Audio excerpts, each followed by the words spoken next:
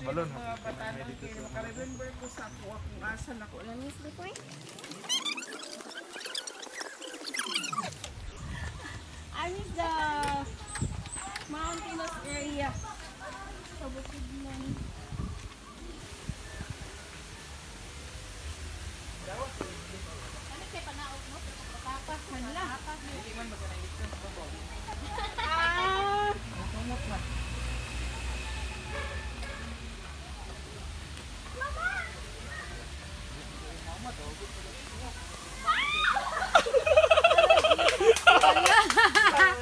Award! Award juga, Jess! Dali, ano ito niya? Wala nakita, natabunan ka sagbot! Wala nakuha! Wala nakuha! Oops! Pag yun eh!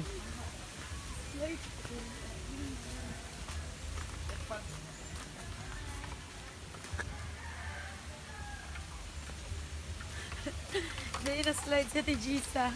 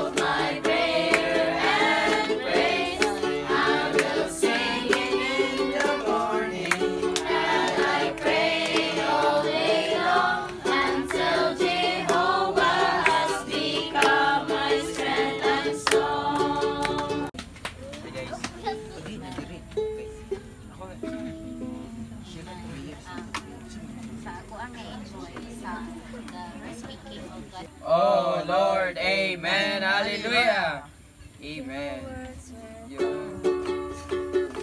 And I did your words became to me, the gladness and joy of my heart became the gladness and joy of my heart. Amen.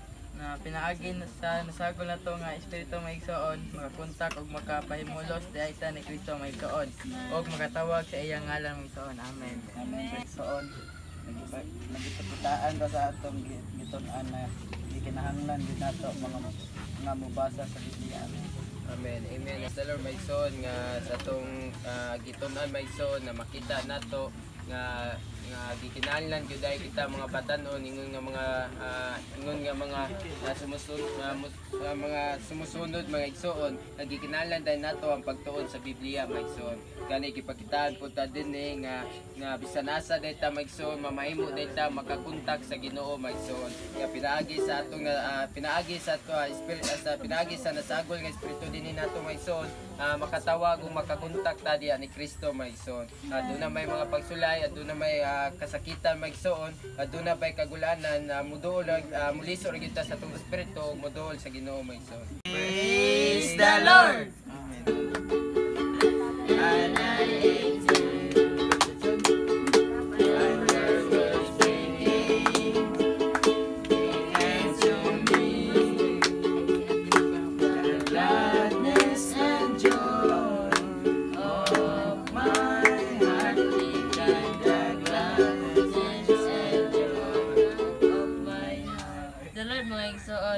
Without God's word, we do not know the right from wrong, nor do we know the purpose of our human life. Amen. Amen. Praise the Lord. Amen.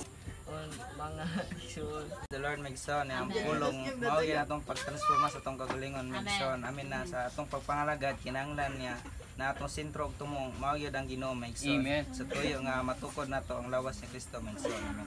Oh Lord, amen, hallelujah. The Bible is God's breath, the essence of His person, speaking out through man, born by the Holy Spirit. The Bible is God speaking in the prophets in the Son.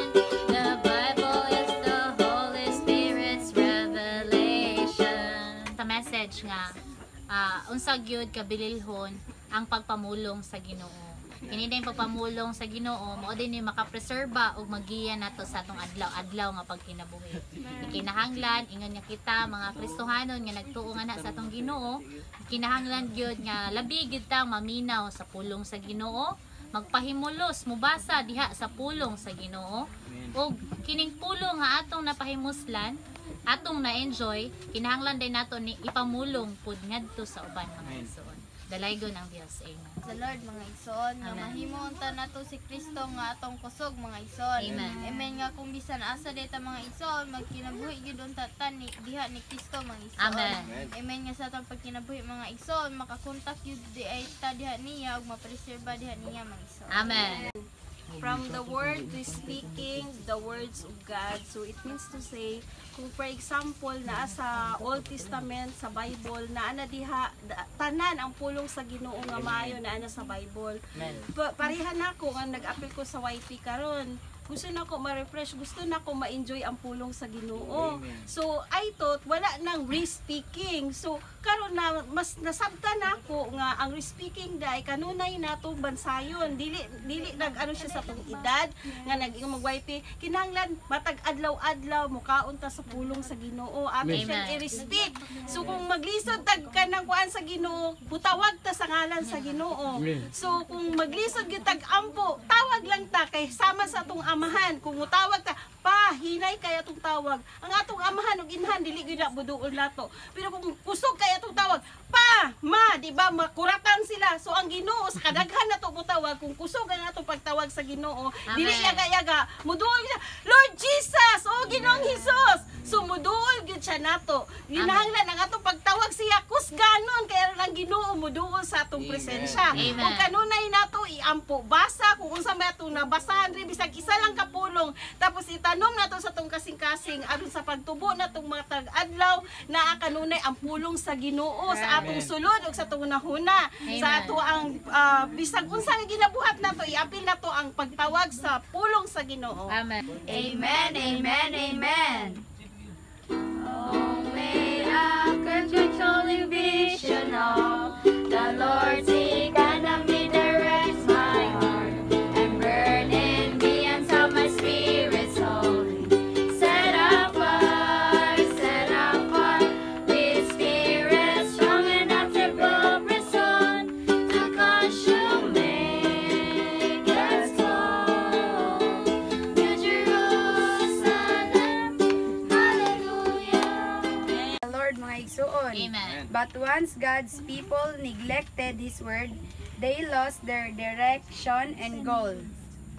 Praise the Lord, maong kinahanglan nga dili jud nato i-neglect ang iyang pulong in order nga God give us direction and goal to our life. His word gives meaning to our lives and supply to our spirit. We should develop the simple practice of reading the Bible every day and every place.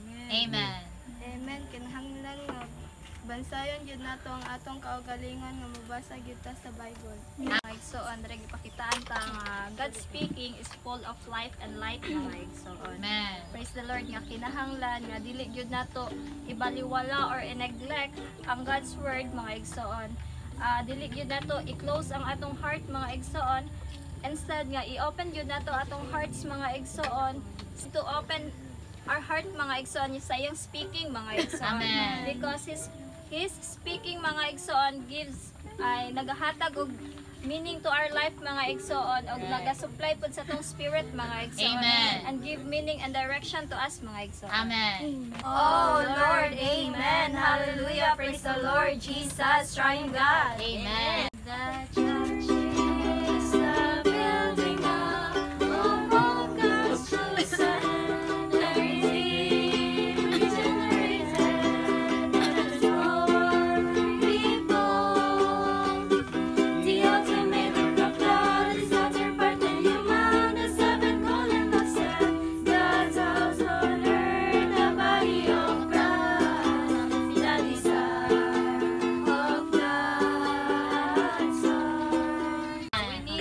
the Bible and listen to God's word, mga igsoon. Amen. For us to enter the good land, because God desires His people, mga igsoon,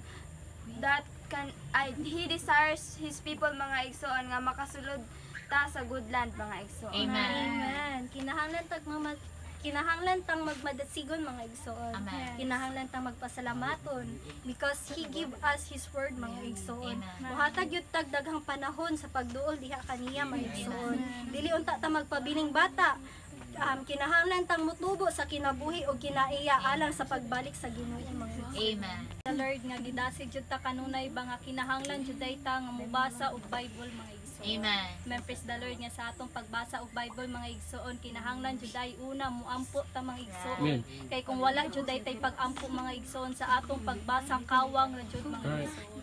Ang atong pagbasa dili ta kasabot, mao na nga gikinahanglan bag gi-encourage jud ta kanunay nga sa atong pagbasa kinahanglan jud una ang pag-ampo, mga igsoon. Amen. Praise the Lord nga kini day sa atong pagbasa, mga igsoon, mao day ni paagi nga kita nga mutubo kanunay. Amen. Praise the Lord nga mao pud day ni paagi ba nga dili jud ta magpabilin og bata, kun dili kita pud di ay nga mutubo jud kanunay diha niya, mga igsoon. Amen. Amen. Praise the Lord nga sa atong pagbasa og Bible, mga igsoon, kinahanglan jud di ay nga bukas ang atong kasing-kasing, kinahanglan jud di ay nato abrihan, mga igsoon. Amen. Kay kung dili nato abrihan ang atong kasing-kasing, kung bugat kaayo ang atong sulod, mga igsoon, ang pagbasa nato wala ra gyud, mga igsoon. Mo na praise the Lord nga sa atong pagbasa, mga igsoon, gi-encourage tanan nga wala joy makababag sa atong kaugalingon, mga igsoon. Men nga sa atong pagbasa ba nga puno jud unta tagugma diha niya ug ma-enjoy jud nato kanunay, mga igsoon. Men praise the Lord, mao ginang gikuan ta ba nga sa atong pagbasa kinahanglan jud nga do na tay pre-reading, mga igsoon. Kinahanglan pud day nato istudihan na nga atong gibasa, mga igsoon. Kay mao day nang paagi ba nga kita jud nga makasabot kanunay diha niya, mga igsoon. Men praise the Lord, mapuday nang paagi nga kita nga makaila diha sa iyahang kamatuoran ug mahayagan kanunay siyang pulong, mga igsoon. Amen. Kamu nih lagi kena dong. Berasa nih lagi? Oh.